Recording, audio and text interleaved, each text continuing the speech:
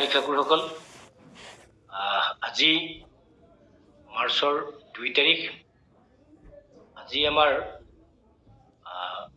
12টা শিক্ষক সংগঠনৰ যিখন একত্ৰিত মঞ্চ অৰ্থাৎ শিক্ষক সন্মিলন মঞ্চ এই শিক্ষক সন্মিলন মঞ্চত মাননীয় শিক্ষামন্ত্ৰী মহোদয়ে তেখেতসকলৰ যি দ্বিবাৰ্ষিক অধিৱেশন এই অধিৱেশনৰ মুকলি সভাৰ উদ্বোধনৰ কাৰণে তেখেত গৈছিল আৰু তেখেতে তাতে কোৱা সংবাদ মাধ্যমৰ সন্মুখত কোৱা কেইটামান কথা আৰু আমাৰ সংগঠনৰ সকলো সংগঠনবিলাকৰ মানে যিটো একত্ৰিত হোৱাৰ পিছত যিটো শক্তি বৰ্তমান যি প্ৰাদেশিকৰণ কৰিবৰ কাৰণে চৰকাৰে গৈ আছে তাত 2017-18 চনৰ যিখন পথ প্ৰাদেশিকৰণ আইন এই আইনখনৰ কি ধাৰা সংশোধন হ'ব বা সংশোধন কৰিব চৰকাৰে বিচাৰিছে এই সম্পৰ্কত অকণমান আলোকপাত কৰিব বিচাৰিছোঁ। শ্ৰদ্ধাৰ শিক্ষাগুৰুসকল মই পোনপ্ৰথমতে কৈছোঁ যে যি এই 12টা শিক্ষক সংগঠনৰ যিটো একত্ৰিত শক্তি এইটো হ'ল শিক্ষক সন্মিলন মঞ্চ। এই শিক্ষক সন্মিলন মঞ্চৰ যিটো শক্তি আজি এটা শক্তি যাৰ এই শক্তিৰ প্ৰভাৱত আপোনালোকে গম পাইছিলে যে টিউটৰ সন্থা এইট সন্থা তাৰপিছত প্ৰাথমিক শিক্ষক সন্মিলনী মধ্য ইংৰাজী শিক্ষক সন্থা তাৰপিছতে হাইস্কুল চৰকাৰী হাইস্কুল সন্থা এনেকৈ প্ৰায় 12টা শিক্ষক সংগঠন একত্ৰিত হৈছে আৰু তেওঁলোকে এখন সন্মিলিত মঞ্চ বনাইছে আৰু এই মঞ্চ যেতিয়াই গঠিত হৈছে লগে লগে চৰকাৰেও তেওঁলোকক অলপ সমীহ কৰিবলৈ তেওঁলোকৰে মুকলি সভা উদ্বোধন কৰিবৰ কাৰণে মাননীয় শিক্ষামন্ত্ৰী মহোদয়ে তাত যাবলগীয়া হৈছে। আপোনালোকে নিশ্চয় বুজি পাইছে মই কি ক'ব বিচাৰিছোঁ। শিক্ষিত হৈ থকা শিক্ষানুষ্ঠানৰ শিক্ষক কৰ্মচাৰী আৰু 13 চন বা 21 চন বা 2001 চনত বঞ্চিত সকলোবোৰ শিক্ষক কৰ্মচাৰী যদি একত্ৰিত হৈ থাকিব পাৰিলোহেঁতেন তেনেহ'লে আমাৰ এই যি 12টা সংগঠনৰ যিটো সন্মিলিত শক্তিৰ যিটো শক্তি এতিয়া এই শক্তিটোৰ সমানে আমাৰ শক্তি হ'লহেঁতেন আৰু তেতিয়া আমি যে এতিয়া সদৌ অসম অবাধিত শিক্ষক কৰ্মচাৰী সংস্থাই এই কেবিনেট চাব কমিটিখনৰ লগত আলোচনাৰ পোষকতা কৰি আছোঁ বা আলোচনাৰ বাবে চৰকাৰৰ ওচৰত দাবী জনাই আছোঁ আবেদন কৰি আহিছোঁ বা যোগাযোগ কৰি আহিছোঁ বা প্ৰত্যাহ্বান জনাই আহিছোঁ সেইটো অনায়াসে সফল হয়। সেইটোকে নকৰি আমি যেতিয়াই আপোনালোকে ভালদৰে জানে আমাৰ শিক্ষকসকলেতো জানে অসমৰ ৰাইজে জানে বুদ্ধিজীৱীসকলে জানে সংবাদ মাধ্যমে জানে তাৰপিছত যিমানবিলাক শিক্ষক সংগঠন আৰু জাতীয় দল সংগঠন সকলোবিলাকে জানে যে সদৌ অসম অবাধিত শিক্ষক কৰ্মচাৰী সংস্থাই দীৰ্ঘদিন ধৰি আমি এই অৱশিষ্ট শিক্ষানুষ্ঠান আৰু প্ৰাদেশিকৰণৰ পৰা বঞ্চিত শিক্ষক কৰ্মচাৰীসকলৰ কাৰণে আমি আন্দোলন কৰি আহিছোঁ বা চৰকাৰৰ ওচৰত এই শিক্ষকসকলৰ ন্যায্যতাৰ বাবে দাবী জনাই আহিছোঁ। তেনে মুহূৰ্তত আপোনালোকে গম পায় যে আমি 2024 বৰ্ষৰ শেষৰ মাহটোত আমি যেতিয়া অৰ্থাৎ 19 ডিচেম্বৰৰ পৰা 16 ডিচেম্বৰৰ পৰা 19 ডিচেম্বৰলৈ যেতিয়া আমি এটা অনশনৰ কাৰ্যসূচী লৈছিলোঁ আপোনালোকে গম পায় এই অনশনৰ কাৰ্যসূচীটো এটা সৰ্বাত্মক কাৰ্যসূচী হৈছিল গোটেই অসমতে সৰ্বস্তৰৰ মানুহৰ অন্তৰ চুই যোৱাকে এই কাৰ্যসূচীটো হৈছিল যাৰ ফলশ্ৰুতিত মাননীয় মুখ্যমন্ত্ৰী মহোদয়ে প্ৰাদেশিকৰণ কৰিবৰ কাৰণে ঘোষণা কৰিবলগীয়া এটা পৰিৱেশ বা পৰিস্থিতি হ'ল আৰু যেতিয়াই মাননীয় মুখ্যমন্ত্ৰী মহোদয়ে কেবিনেট উপসমিতি গঠন কৰি প্ৰাদেশিকৰণৰ প্ৰক্ৰিয়াটো আৰম্ভ কৰিবলৈ এটা প্ৰয়াস কৰিলে এই মুহূৰ্ততে আমাৰ যিবিলাক দল শিক্ষকৰ অপ্ৰাদেশিক শিক্ষকৰ যিবিলাক সংগঠন সুপ্ত হৈ আছিল বা যিবিলাকক আমি কিছুমানক বাবু সংগঠন বুলি কৈছোঁ তেওঁলোকে আন্দোলনকো নাহে আৰু আন্দোলন কৰা মানুহক লগত সহযোগিতাও নাথাকে আৰু পাৰিলে এই আন্দোলনলৈ আহিব খোজা শিক্ষকবিলাকক বাধা দিয়ে বা পেপাৰ ষ্টেটমেণ্ট দিয়ে যে আমি বিমুক্ত সংগঠন, অৰ্থাৎ তেওঁলোক 5জন, কিন্তু তেওঁলোকে সদৌ অসম নাম লয়। 5জন 6জন 7জন এনেকুৱা শিক্ষক, আৰু তেওঁলোকে সদৌ অসম নামটো লৈ মানে তেওঁলোকে এটা প্ৰেছ বিবৃতি দি দিয়ে যে আমি আন্দোলনৰ কাৰ্যসূচী লোৱা নাই, গতিকে শিক্ষকসকল তাতে নাযাব। এনেধৰণৰ কাৰুকাৰ্য বা দুষ্কাৰ্য কৰি অহা যিকেইটা সংগঠন, এই সংগঠনকেইটাই দৌৰা-দৌৰি লাগিল মেমৰেণ্ডাম দিয়াৰ কাৰণে। আৰু তাৰ ফলশ্ৰুতিত আজি সদৌ অসম অপাধৃত্য শিক্ষক কৰ্মচাৰী সংস্থা এতিয়া অপ্ৰাসংগিক হৈ গৈছে। এই সংস্থাটোক অপ্ৰাসংগিক কৰাৰ কাৰণে এই অপশক্তিবিলাকে চেষ্টা কৰি শেহতীয়াকে এনেকুৱা এটা পৰিৱেশৰ সৃষ্টি কৰিলে যে চৰকাৰে হয়তো ক'বলৈ বাধ্য হ'ল, তেওঁলোকে ইমান দিন প্ৰত্যাহ্বানৰ সন্মুখীন হৈ আছিল, এই প্ৰত্যাহ্বানৰ পৰা পৰিত্ৰাণ পাবৰ কাৰণে তেওঁলোকে কি কৰিলে, এই দল সংগঠনবিলাকৰ মেমৰেণ্ডামৰ ওপৰত গইনা লৈ আমাৰ সদৌ অসম অপাধৃত্য শিক্ষক কৰ্মচাৰী সংস্থাক আলোচনাৰ কাৰণে আমাক আমন্ত্ৰণ জনোৱা নাই বা আলোচনাৰ কোনো প্ৰস্তুতি চলোৱা নাই। এতিয়া তাৰ ফলত আমাৰ লাভ কি হ'ল? আজি মাননীয় শিক্ষামন্ত্ৰী মহোদয়ে সুন্দৰভাৱে কৈছে, 1/1/6 চনৰ আগত যিবিলাক শিক্ষানুষ্ঠানৰ পাৰ্মিশ্যন আছে,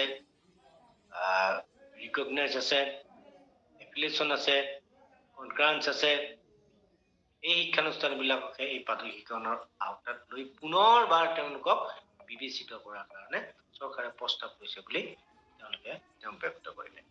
এতিয়া ইয়াৰ পৰা লাভ কি হ'ব?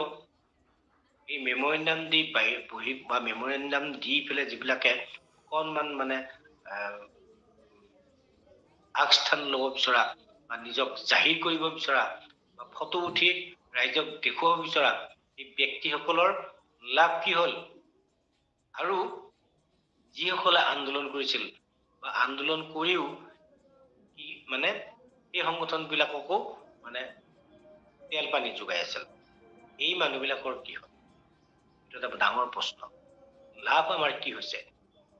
মানে এই আকৌ অৰ্থাৎ 2017-18 চনৰ যিখন পথ প্ৰাধিকৰণ আইন, এই আইনখনৰ মাত্ৰ নিমিত্ত মাত্ৰ সংশোধন হ'ব, কিছুমান ধাৰা উপধাৰা সংশোধন হ'ব, আৰু যিবিলাক ধাৰা উপধাৰা সংশোধন কৰিলে আটাইখিনি শিক্ষানুষ্ঠান আৰু আটাইখিনি শিক্ষক কৰ্মচাৰী প্ৰাদেশিকৰণৰ আওতালৈ নাহিব, এনেধৰণৰ পৰিকল্পনা চৰকাৰে কৰি আছে। আৰু তাৰ কাৰণে আমি সদৌ অসম অপাধৃত্য শিক্ষক কৰ্মচাৰী সংস্থাই এটা আনুষ্ঠানিক আলোচনা বিচাৰি আছো। এই আনুষ্ঠানিক আলোচনা বিচৰা কথাটোকো কিছুমানে হয়তো উপহাস কৰিছে। এতিয়া আপোনালোকে আৰু কিছুদিন পিছত আকৌ গম পাব আপোনালোকে যে ই চৰকাৰে আমাক আলোচনালৈ কিয় নামাতিলে।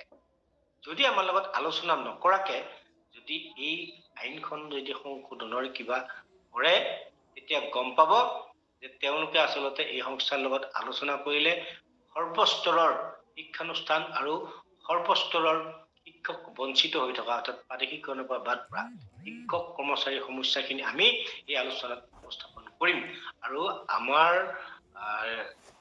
যিখিনি বক্তব্য থাকিব এই বক্তব্যখিনিত আমি প্ৰতিশ্ৰুতি দিব পাৰো যে আমি যিখিনি বক্তব্য ৰাখিম সেইখিনি আইনগত যুক্তিসংগতভাৱে আমি বক্তব্যখিনি ৰাখিম। এই কথাখিনিতে অকমান শংকিত হৈ মাননীয় শিক্ষামন্ত্ৰী মহোদয়ে আমাক এই মানে আলোচনালৈ মাতিব বিচৰা নাই। আৰু ইতিমধ্যে এই আলোচনালৈ মাতিব নিবিচৰাৰ গইনাটো হ'ল যে সংগঠনবিলাকে আমাক কি দিছে? মেমৰেণ্ডাম। এতিয়া চাওক, মেমৰেণ্ডামটো কি বস্তু? আমি যদি চাওঁ বা আমি শিক্ষক মানুহ, মেমৰেণ্ডাম অসমীয়া শব্দটো হ'ল স্মাৰক পত্ৰ। স্মাৰক মানে মনত পেলাই দিয়া। আমি মনত পেলাই দিলেই চৰকাৰে আমাক প্ৰাদেশিকৰণ কৰিব লাগিব। চাওক, 2021 চনৰ পৰা এতিয়া 2025 চনলৈ মাননীয় শিক্ষামন্ত্ৰী মহোদয়ৰ লগত বহুতবাৰ আলোচনা হৈছে। 2022 চনত মাননীয় মুখ্যমন্ত্ৰী মহোদয়ৰ লগত আমাৰ সংস্থাৰ আলোচনা হৈছে। আলোচনাৰ যিবিলাক ভিত্তি আছিল, যিবিলাক বিষয়বস্তু আছিল, আমি যিবিলাক সমস্যা তেখেতৰ সন্মুখত উপস্থাপন কৰিছিলো, ঠিক তেনেদৰে আকৌ দ্বিতীয়টো আলোচনা আমাৰ হ'ব লাগিছিল, কিন্তু দ্বিতীয়টো আলোচনাও আমাৰ অনুষ্ঠিত নহল। নোহোৱাৰ কাৰণবিলাক চৰকাৰ নহয়, এই আলোচনা নোহোৱাৰ কাৰণবিলাক আমি শিক্ষকবিলাক। আমাৰ শিক্ষকবিলাকৰ মাজতে বহুতৰে নেতা হোৱা, বহুতৰে মানে নেতৃত্ব লোৱা আৰু বহুত ধৰণৰ মানে অভিলাষ লৈ বহুত ধৰণৰ অভিসন্ধি লৈ আমাৰ শিক্ষক সমাজখনৰ মাজত অৰ্থাৎ অপাৰিহিত শিক্ষক সমাজখনৰ মাজত কিছুমান মানুহ ক্ষুব্ধ হৈ আছে, যিবিলাকৰ উদ্দেশ্য বাধকীকৰণ নহয়। তেওঁলোকৰ উদ্দেশ্য হ'ল যে আমাৰ এই সংস্থাটোক বা বৰ্তমানৰ যি নেতৃত্ব, এই নেতৃত্বক কেনেকে মানে লাঠ মাৰি আমি নেতৃত্ব ল'ব পাৰোঁ। আৰু বহুতৰ এনেকুৱা হ'ল যে 2023 চনত যেতিয়া আমি দিল্লীলৈ গ'লো, দিল্লীৰ পৰা ঘূৰি অহাৰ পিছত এনেকুৱা এটা ধাৰণা, এনেকুৱা এটা পৰিৱেশ হৈছিল যে চৰকাৰে আমাক মাতিব, আলোচনা কৰিব, এনেকুৱা পৰিৱেশত লগে লগে ভাবিলে যে আমি এতিয়া মানে আগত যাব লাগে, আগত গৈ আমি কিবা সুবিধা ল'ব লাগে। তেনেকুৱা অভিলাষ লৈ আচলতে এই দুষ্কাৰ্যবিলাক কৰাৰ কাৰণে আমি দিন বছৰ বছৰ মাহ পতিত হৈ আছো। এতিয়া কথাটো হ'ল, মোৰ কথা এটাই কথা, আমাৰ সদৌ অসম অপাৰিহিত শিক্ষক কৰ্মচাৰী সংস্থাৰ এটাই কথা যে আমি যি কৰিম প্ৰত্যাহ্বান আৰু আলোচনাৰ মাজেৰে। আলোচনাবিলাক প্ৰত্যাহ্বানমূলক হ'ব আৰু প্ৰত্যাহ্বানমূলক আলোচনাত দাবী থাকে, দাবী কৰিব পাৰিম। আৰু যিবিলাকে এতিয়া মেমৰিনাম দিলে তেওঁলোকেতো দাবী কৰিব পৰা নাই। তেওঁলোকে শিক্ষামন্ত্ৰীৰ পৰা 1 মিনিট 2 মিনিট 5 মিনিট সময় লৈছে। সেই 5 মিনিটত শিক্ষামন্ত্ৰী মহোদয়ে তেখেতসকলক ওলোটাই মানে বুজাই বঢ়াই পঠাই দিছে। তোমালোক কাৰোবাকতো এনেকুৱাও কৈছে যে তোমালোক আৰু স্কুল বাদ দি কালি টোপোলা বান্ধি এতিয়া ঘৰলৈ যোৱা, বেলেগ কাম কৰা, এনেকুৱা কথাও কৈছে। তাৰপিছতো আমাৰ শিক্ষকবিলাকে কিন্তু মানে এনেকে 2জনে 3জনে 4জনে সংগঠন বা সন্থা বনাই তাতে যাবলৈ বাদ দিয়া নাই। আজিকালি সন্থা বনোৱাটো মানে কিছুমানৰ কাৰণে একো ডাঙৰ কথা নহয়। কম্পিউটাৰত এটা পেড বনালে 20 টকা দি আৰু 50 টকা দি এটা চিল বনালে হৈ গ'ল সংগঠন। লগত যদুৰাম মধুৰাম বা ৰাম ৰহিম কৰিম 4জন বা 5জন মান লগত ল'লে। এই পৰিৱেশবিলাক আমি যদি পৰিত্যাগ কৰিব নোৱাৰো, আৰু আটাইতকৈ ডাঙৰ কথাটো হ'ল মই এই আইনখনৰ কথা কৈছো, এই আইনখনত আমাৰ LP স্কুলবিলাকৰ দুটা মেইন বস্তু, এইটো হ'ল ভেৰিফিকেশ্যন ৰিপৰ্টটো, ইনস্পেকশ্যন ৰিপৰ্ট আৰু ডাইচ কোডটো। ইনস্পেকশ্যন ৰিপৰ্টটো যদি 6 চনৰ আগতটো মানি লৈ ডাইচ কোডটো যদি 14 চন বা 13 চনত ধৰি লয় তেতিয়াহ'লে LP স্কুল কিমানখন প্ৰাদেশিকৰণৰ আওতাত আহিব। ঠিক তেনেদৰে পাৰ্মিশ্যন, ME স্কুলত যদি পাৰ্মিশ্যন বিচাৰে তেতিয়াহ'লে ME স্কুলটো এখনো ME স্কুল প্ৰাদেশিকৰণৰ আওতাত নাহিব। হাইস্কুলখিনিৰ কথাটো কৈছে ক্লাছ 8টোক প্ৰথম ক্লাছ ধৰিব, কিন্তু 25টা মেট্ৰিক দিয়া ল'ৰা ছোৱালী লাগিবই, 30% লাগিবই। এইটো এফালে ধৰি এফালে এৰি দি এফালে যেতিয়া টাইটকে ধৰিব তেতিয়াতো 80খনতকৈ বা 70খনতকৈ বেছি স্কুল হাতত নাহিব। আমাৰ হাতত পৰিসংখ্যা আছে এইবিলাক। তাৰপিছত ছিনিয়ৰ ছেকেণ্ডাৰী বা হায়াৰ ছেকেণ্ডাৰী যদি কনকাৰেঞ্চ বিচাৰে, এক চৰাইগত কনকাৰেঞ্চ যদি বিচাৰি আছে, এতিয়া মাননীয় শিক্ষামন্ত্ৰী মহোদয় কোৱাৰ নিচিনাকে, তেতিয়াতো এখনো ছিনিয়ৰ ছেকেণ্ডাৰী নাহিব। 3খন নে 4খন স্কুলৰ 6 চনৰ আগত কনকাৰেঞ্চ আছে, তেওঁলোকে কিবা কাৰণত 21 চনত প্ৰাদেশিকৰণ নাপালে সেই 3-4খন ছিনিয়ৰ ছেকেণ্ডাৰী বা হায়াৰ ছেকেণ্ডাৰী আহিব। ঠিক তেনেদৰে কলেজৰ যদি NOC বিচাৰি যদি কৰে তেতিয়াতো 12খন বা 13খন কলেজ প্ৰাদেশিকৰণ হ'ব, বাকীবিলাক বঞ্চিত হ'ব। এই ক্ষেত্ৰত আমাৰ আলোচনাৰ প্ৰাসংগিকতা আছে নে নাই, আলোচনাৰ প্ৰয়োজন আছে নে নাই, আপোনালোকে নিজে বিচাৰ কৰক। যদি মই ভুল কথা কৈছো আপোনালোকে ক'ব।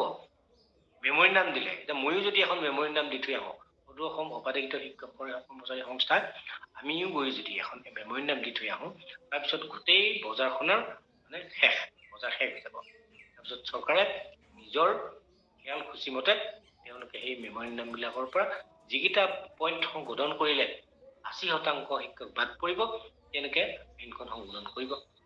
কৰাৰ লগে লগে আমাৰ শিক্ষকসকলে কি কৰিব, আকৌ আন্দোলন কোনে কৰিব এতিয়া। আৰু আমাৰ শিক্ষক ভাগ হৈ প্ৰায় 15-20টা সংগঠন হ'ল, ড্ৰপ সন্থা হ'ল। দুজনীয়েতো একদম ড্ৰপ সন্থাটো চাকৰি নহ'লেও তেওঁলোকে ড্ৰপ সন্থা নেৰে, তেওঁলোকক ড্ৰপ সন্থা লাগিবই, চাকৰি নহয় জানে, তেওঁক চাকৰিও নালাগে। তেওঁ নিজে কয়, বহুকেইটা ৰেকৰ্ডিঙত কৈছে মোক চাকৰি নালাগে, মোক চাকৰিৰ দৰকাৰ নাই, কিন্তু মই সন্থা কৰিব লাগিব। এজনীৰ ইতিমধ্যে এজ অভাৰ হৈছে, তেওঁৰ কোনো এনৰলমেণ্ট নাই, কোনো আওতাতে নপৰে, তেওঁ সভানেত্ৰী হৈ আছে। ঠিক তেনেদৰে আৰু বহুত এনেকুৱা আছে। মইতো জনাত যে বহুকেইজন বিষয়ববীয়াৰ স্কুল নাই। আমাৰ এলিমেণ্টাৰী সন্থাটোৰ যিজন সভাপতি এই সভাপতিজনৰ আজি প্ৰায় 10 বছৰমান স্কুলে নাই, তেওঁ গুৱাহাটীতে থাকে, তেওঁ কিন্তু এলিমেণ্টাৰী সন্থাৰ সভাপতি। ঠিক তেনেদৰে আমাৰ যিটো চোৰাং সন্থা আছিল, যিটো চোৰ সন্থা, এই চোৰ সন্থাটোৰ যিজন সম্পাদক, তেওঁতো আজি 2 বছৰ এনৰলমেণ্টে নাই। এখন হাইস্কুলত যদি এনৰলমেণ্ট নাথাকে তেতিয়াহ'লে ক'ত পাতে? গতিকে আমি কাৰ লগত লাগি আছো এই কথাখিনি অলপ চাব লাগিব। চাই আপোনালোকে সিদ্ধান্ত ল'ব। সিদ্ধান্ত লোৱাটো সময় উকলি গৈছে। ইতিমধ্যে মেমৰেণ্ডামেদি ছেক্ৰেটাৰিয়েট ভৰ্তি হৈ গৈছে, আৰু এই মেমৰেণ্ডামবিলাকৰ ভিত্তিত একো ভিত্তিত নহয়। কোনো মেমৰেণ্ডামৰ ভিত্তি কৰি চৰকাৰে এমেণ্ডমেণ্ট নানে। চৰকাৰৰ খেল খুচিমতে এমেণ্ডমেণ্ট আনিব, আকৌ শিক্ষকসকল বঞ্চিত হ'ব। আৰু যিদিনাখনে এই শিক্ষকসকল মানে একত্ৰিত হ'ব, আকৌ সংগঠিত হ'ব, পুনৰ সংগঠিত হ'ব, সেইদিনাখনে আপোনালোকৰ বয়স নাথাকিব। গতিকে কথাখিনি প্ৰাসংগিক, কোনোবাই হয়তো বেয়া পাব, বেয়া পালেও কৈছোঁ সঁচা কথা, অপ্ৰিয় হ'লেও এইখিনি সত্য কথা। মই কিং কৰ্তব্য বিমূঢ় হৈছোঁ আপোনালোকক লৈ, এই শিক্ষক সমাজখনক লৈ। এই শিক্ষক সমাজখন কি হৈছে? এই যে দোকানীবিলাক, এই বেপাৰীবিলাকে যে বেপাৰ কৰি আছে, এই যে দোকানবিলাক খুলি আছে, এই দোকানবিলাক কাৰ কাৰণে খুলি আছে? আমাৰ কাৰণে। আমি শিক্ষকবিলাকে তাতে মানে তেল পানী দি আছো, সেইকাৰণে এই দোকানবিলাক চলি আছে। তেওঁলোকেতো ঘৰৰ মাটি বিক্ৰী কৰি, ঘৰৰ ছাগলী বিক্ৰী কৰিতো ইয়াতে সন্থা কৰিবলৈ অহা নাই। তেওঁলোকৰ সন্থা হ'ল বাবু সন্থা। তেওঁলোকে আন্দোলন প্ৰতিবাদ এইবিলাক নকৰে। যেতিয়াই সদৌ অসম অপাধিকৃত শিক্ষক কৰ্মচাৰী সংস্থাই আন্দোলন কৰিব, যেতিয়াই আন্দোলনৰ কাৰ্যসূচী ঘোষণা কৰিব, আন্দোলনৰ আগদিনা বিশ্বজিৎ চৰকাৰ, যোগেশ্বৰ চেতিয়া ক'ত যাব? শিক্ষামন্ত্ৰীৰ ওচৰলৈ যাব। তাৰ আগত কিন্তু বহি থাকে। ঠিক তেনেদৰে এটা সন্থাই ক'ব যে আমি আন্দোলন লোৱা নাই, কোনো আন্দোলনত নাহিব। এটা সংগঠনে কি কৰিব? আকৌ সেই একে হাইস্কুল সন্থা বুলি কোৱা যিটো সন্থা আছে, তেওঁলোকেও একদম পুৰা বাবু, ফিট বাবু। এই ফিট বাবুকেইটাই আন্দোলন কিবা কিবি এইবিলাক নাহে। তেওঁলোক একদম বহুত ডাঙৰ মানুহৰ লগত লগ লাগি আছে। এই ডাঙৰ মানুহৰ লগত লগ লাগি মেমৰেণ্ডাম দিব, পেপাৰ ষ্টেটমেণ্ট দিব, আমি আন্দোলনৰ কাৰ্যসূচী লোৱা নাই। তেওঁলোকৰ লগত কিন্তু 15,000 মান। এনেদৰে আমাৰ সমাজ কোন বঞ্চিত হ'ব ঠিক নাই। তথাপিতো আমি সদৌ অসম অপাধিকৃত শিক্ষক কৰ্মচাৰী সংস্থাই এতিয়াও প্ৰত্যাহ্বান জনাই আছো, আমাক আলোচনা লাগিব। বিনা আলোচনাই মানসিকৰণ অসম্ভৱ। আৰু যদি বিনা আলোচনাই সদৌ অসম অপাধিকৃত শিক্ষক কৰ্মচাৰী সংস্থাৰ লগত যদি আলোচনা নকৰাকে চৰকাৰে যদি এমেণ্ডমেণ্ট আনে, দেখিব, মই আপোনালোকক লিখি দিম, দেখিব এই শিক্ষক অৰ্থাৎ অপাধিকৃত হৈ থকা শিক্ষানুষ্ঠান আৰু এই যি বঞ্চিত, বিশেষকে যিখিনি প্ৰাদেশিকৰণৰ পৰা বঞ্চিত হৈ থকা 2001, 2013 বা 2021 চনৰ যিখিনি বঞ্চিত, এই শিক্ষক কৰ্মচাৰীখিনি এজনো শিক্ষক কৰ্মচাৰী আওতালৈ নাহিব, মই আপোনালোকক লিখি দিম। আৰু কলেজসমূহৰ কথা কৈছো, কলেজৰ মানুহখিনি, যিখিনি কলেজৰ শ্ৰদ্ধাৰ মানে প্ৰফেচাৰ আছে বা অধ্যক্ষ আছে, তেওঁলোকেতো কলেজৰ বুলিয়ে নাহে, তেওঁলোক কলেজৰ চিনিয়ৰ ছেকেণ্ডাৰীখিনিও নাহে। তেওঁলোকৰ এই 3জন নে 4জন লোক লাগি এটা সংগঠন আছে। গতিকে এই কথাবিলাক আচলতে এই কথাবিলাকে আমাৰ বেয়া দিনৰ কাল, দুৰ্ভাগ্যৰ কাল। আমি বেলেগক দেখিলে কি হ'ব? আমিয়ে নিজক পৰিপাটি কৰিব পৰা নাই। কিমান আহ্বান জনালো, আমি সকলো একত্ৰিত হ'ব লাগে। নেতৃত্ব কোনে ল'ব বেলেগ কথা। আপোনালোকৰ যদি আপত্তি আছে, সমৰণ বৰাৰ সভাপতি, সমৰণ বৰা সম্পাদক হৈ থকাৰ কাৰণে যদি আপোনালোকৰ আপত্তি আছে, আপোনালোক আহক। ময়ে জকাহালি ৰাজহুৱা সভা এখন পাতি লৈ ৰাজহুৱা পাতিছো, এনেকে বহুকেইখন ৰাজহুৱা সভা পাতিছো, কিন্তু আপোনালোক নাহে, লুকাই থাকে, পলাই থাকে। কিন্তু তলে তলে এই বেয়া কামবিলাক কৰি থাকে, আৰু এই বেয়া কামবিলাকৰ ফল সমগ্ৰ শিক্ষক সমাজখনে আৰু আগলৈও কৰিবলৈ গৈ আছে। তাৰ শিক্ষাগুৰুসকল শেষত সকলোকে পুনৰ সংগ্ৰামী অভিনন্দন যাচিলো। আচলতে এইখিনি দুখত কৈছো, বহুত কষ্ট হৈছে। যিসকল শিক্ষক কৰ্মচাৰীয়ে আন্দোলন কৰিছে, ধৰ্ণা কৰিছে, প্ৰতিবাদ কৰিছে, 19 দিন পৰ্যন্ত অনশন কৰিছে, 3 দিন অনশন কৰিছে, 2টা পৰ্যায়ত আমি অনশনৰ কাৰ্যসূচী লৈছো। এই যিবিলাক শিক্ষক কৰ্মচাৰীয়ে ভোকে লঘনে কষ্ট কৰিছে, মহৰ কামোৰ খাইছে, এই শিক্ষকবিলাকৰ অভিশাপে এই যিবিলাক দল সংগঠন আছে, যিবিলাক 2 নম্বৰী দল সংগঠন, তেওঁলোকক বাপে ধৰিব। তেওঁলোকৰ এই মানুহখিনিৰ অভিশাপত তেওঁলোকৰ জীৱন দগ্ধ হ'ব চাবচোন আপুনি